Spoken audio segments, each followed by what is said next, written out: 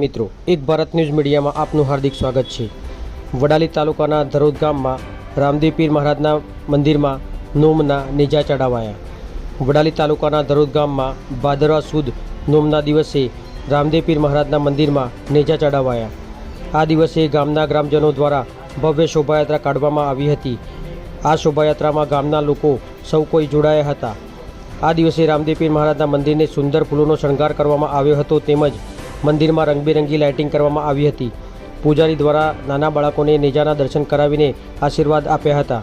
સવારે શોભાયાત્રામાં આખા ગામમાં પરિભ્રમણ કરીને નિજ મંદિરે પહોંચીને રામદેવ પીર મહારાજના મંદિરમાં નેજા ચડાવાઈ હતી। ત્યારબાદ લોકોએ રામદેવ પીર મહારાજના મંદિરના દર્શન કરી, ધજાના દર્શન કરી અને પ્રસાદ ગ્રહણ કરીને ધન્યતા અનુભવી હતી। પત્રકાર વિશાલ ચૌહાણ, સાબરકાંઠા।